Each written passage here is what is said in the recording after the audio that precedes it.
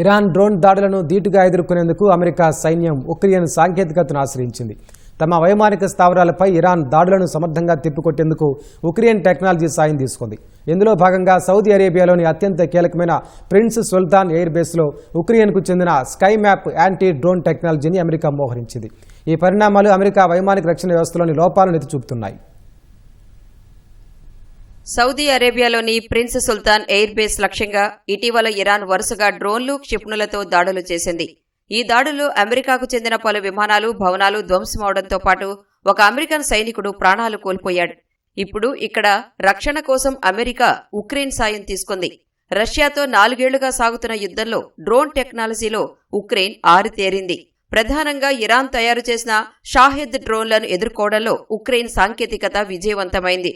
దీంతో ఇప్పుడు ఇదే టెక్నాలజీని యుఎస్ వాడుకుంటోంది. ప్రిన్స్ సుల్తాన్ ఎయిర్ బేస్లో రక్షణ కోసం ఉక్రెయిన్కు చెందిన command and control platform sky మ్యాప్ను అమెరికా మోహరించింది. రాడార్లు, సెన్సార్ల నుంచి వచ్చే డేటాను విశ్లేషించి శత్రువుల డ్రోన్లను ముందే పసిగట్టి ఇంటర్సెప్టర్ల ద్వారా వాటిని ఇది ధ్వంసం చేస్తుంది. ఈ సిస్టమ్ను ఎలా ఆపరేట్ చేయాలో ఇటీవల స్వయంగా ఉక్రెయిన్ అధికారులే ఈ బేస్కు వచ్చి అమెరికా సైనికులకు శిక్షణ ఇచ్చారు. ఇరాన్ దాడులను తిప్పికొట్టడంలో సాయం చేస్తామని గత నెలలో ఉక్రెయిన్ అధ్యక్షుడు జెలెన్స్కీ చేసిన ప్రతిపాదనను అమెరికా అధ్యక్షుడు డొనాల్డ్ ట్రంప్ బహిరంగంగా తిరస్కరించారు. డ్రోన్ రక్షణలో తమకు ఎవరి సాయం అవసరం లేదని అప్పట్లో ట్రంప్ అతి విశ్వాసంతో మాట్లాడారు. కొద్ది రోజులకే పరిస్థితి తారుమారైంది. ఇరాన్ దాడుల కారణంగా ప్రిన్స్ సుల్తాన్ ఎయిర్ బేస్లో అమెరికా భారీ మూల్యం చెల్లించుకుంది. ఈ దాడుల్లో ఒక E-3 AWACS రాడార్ విమానం పూర్తిగా ధ్వంసం కాగా పలు KC-135 రీఫ్యూయిలింగ్ ట్యాంకర్లు దెబ్బతిన్నాయి.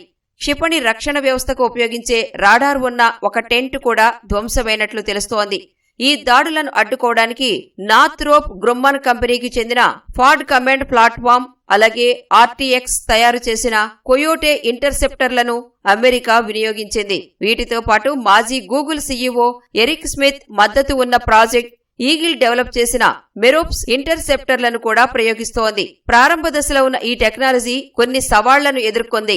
ఈ దాడులను అడ్డుకునేందుకు డ్రోన్లతో పాటు ఇతర అధునాతన ఆయుధాలను కూడా అమెరికా ప్రయోగించింది. అయినా అమెరికాకు భారీ నష్టం జరిగినట్లు తెలుస్తోంది. ఈ పరిణామాలు అమెరికా వైమానిక రక్షణ వ్యవస్థలో ఉన్న లోపాలను ఎత్తి చూపాయి. దీంతో చివరికి ఉక్రెయిన్ను ఆశ్రయించాల్సి వచ్చింది.